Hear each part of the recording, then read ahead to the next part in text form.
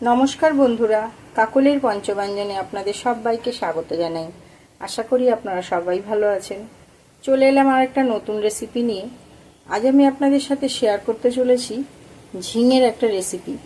তার জন্য আমি এখানে ঝিঙে কেটে নিয়েছি। দেখুন, ঝিঙেটা এইভাবে কেটে নিয়েছি আমি, একটু বরফির মতো করে। আপনারা আপনাদের পছন্দ অনুযায়ী কেটে নেবেন। নিরামিষ দিনে এরকম একটা ঝিঙে দিয়ে রেসিপি বাড়িতে একবার ট্রাই করবেন, খুব সুন্দর হয় খেতে। এই ঝিঙের এই রেসিপিটা ভাত কিংবা রুটি সব কিছুর সাথেই খাওয়া যায়। তো চলুন রেসিপিটা আমি স্টার্ট করছি। গ্যাসটা অন করে কড়াইটা বসিয়ে দিয়েছি। কড়াইটা আমার গরম হয়ে গেছে। এবার আমি কড়াইতে দিয়ে দেবো সর্ষের তেল। রান্নাটা পুরোটাই সর্ষের তেলে হবে। দিয়ে দিলাম সর্ষের তেল।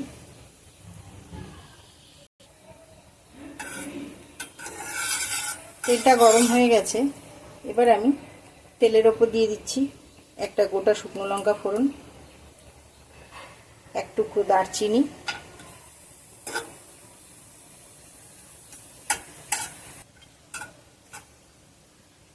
এবার দিয়ে দিলাম সামান্য অল্প করে মৌরি ফোড়ন,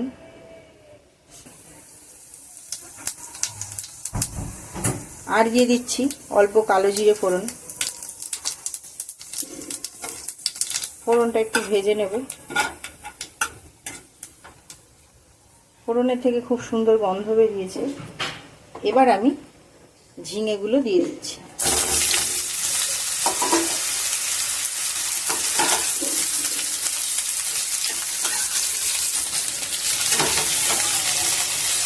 তেলের ওপরে ঝিঙেটা দিয়ে অল্প কিছুক্ষণ নাড়াচাড়া করে নিলাম।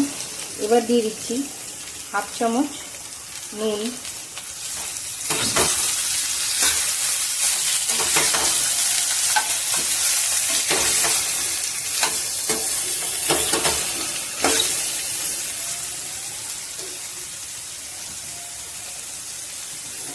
নুনটা দেওয়ার পরে আমি 1 মিনিটের জন্য ঢাকা দিচ্ছি।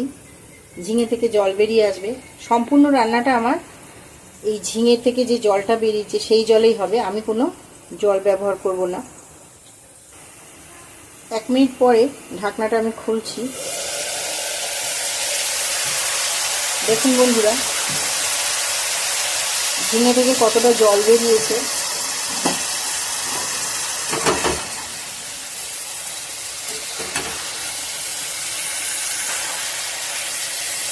গ্যাসের ফ্লেমটা এই সময় লোতে রেখে দিয়েছি।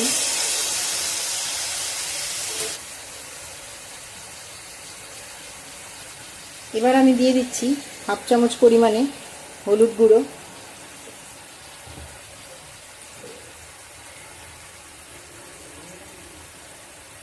হাফ চামচ পরিমাণে জিরের গুঁড়ো,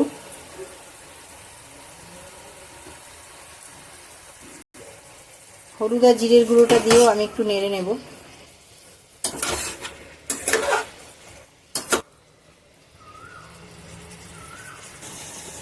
এইবারে দিয়ে দিচ্ছি, এখানে দেখুন আমি পোস্ত আর কাঁচা লঙ্কা একসাথে বেটে রেখেছি। এই চামচটা 3 চামচ পোস্ত নিয়েছিলাম আর 3টে কাঁচা লঙ্কা আমি নিয়ে একসাথে বেটে রেখেছি। দিয়ে দিচ্ছি পোস্ত আর কাঁচা লঙ্কা বাটাটা।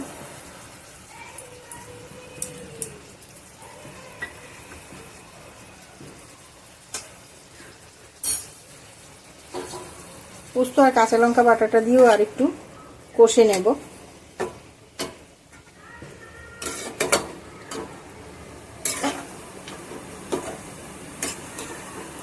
আমরা তো ঝিঙে অনেক রকম করেই রান্না করে খেয়ে থাকি।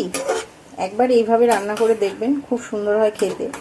আমরা ঝিঙে আলু দিয়ে পোস্ত দিয়ে করি, ঝিঙে দিয়ে মাছের ঝোল করি।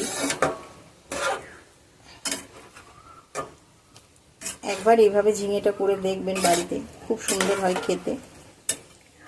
ঝিঙেটা দিয়েও আমার কষা হয়ে গেছে।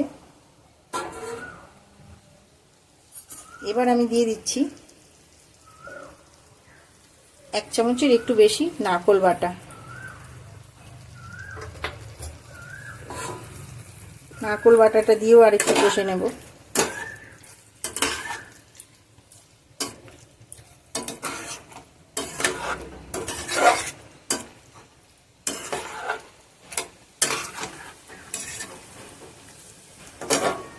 এই সময় গ্যাসের ফ্লেমটা একটু মিডিয়ামে করে দিলাম।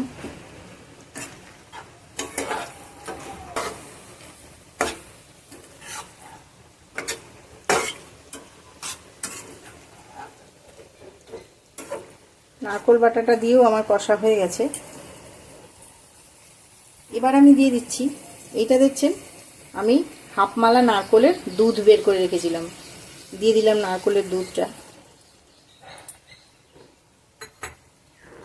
নারকেলের দুধটা আমি ঝিঙের সাথে ভালো করে মিশিয়ে নিলাম। এবার আমি আরও হাফ চামচ নুন দিয়ে দিচ্ছি। আগে হাফ চামচ দিয়েছিলাম, এখন আর হাফ চামচ দিয়ে দিলাম। নুনটা দিয়েও একটু নেড়ে দেব। এবার আমি আর 2 মিনিটের জন্য ঢাকা দিয়ে দেব। 2 মিনিট হয়ে গেছে, ঢাকনাটা খুলছি।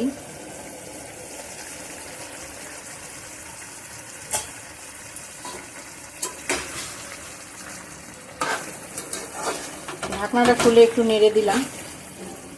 এবার দিয়ে দেব 3টে চেরা কাঁচা লঙ্কা। আমি পোস্তর সাথে 3টে কাঁচা লঙ্কা বেটে দিয়েছিলাম, আর 3টে চেরা কাঁচা লঙ্কা দিয়ে দিলাম। আর দিয়ে দিলাম হাফ চামচ চিনি।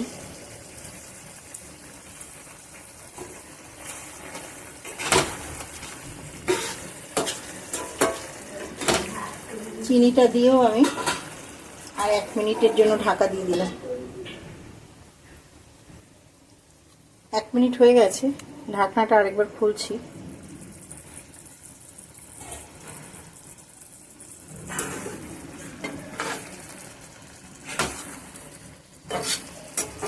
তৈরি হয়ে গেল আমার ঝিঙের নিরামিষ রেসিপিটা। সবশেষে নামানোর আগে আমি দিয়ে দিচ্ছি হাফ চামচ পরিমাণে ঘি। ঘিটা অপশনাল, আপনারা চাইলে নাও দিতে পারেন। নিরামিষ তরকারিতে একটু ঘি দিলে ভালো লাগে, ওই জন্য আমি ঘিটা দিয়ে দিলাম।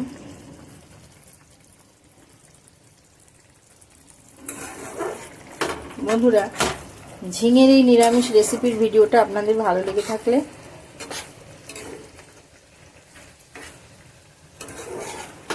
বন্ধুরা আমার এই ঝিঙের রেসিপিটা আপনাদের কেমন লাগলো কমেন্ট বক্সে জানাতে ভুলবেন না প্লিজ। লাইক ও শেয়ার করে দেবেন।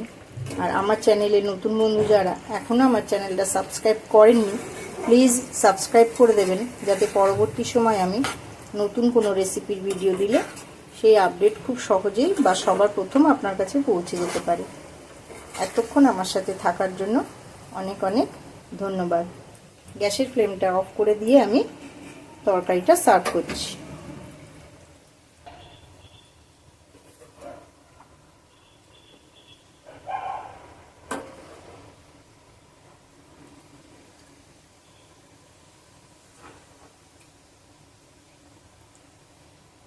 ঝিঙের এই নিরামিষ রেসিপিটা একবার হলেও বাড়িতে ট্রাই করে দেখবেন বন্ধুরা, খুব সুন্দর হয় খেতে।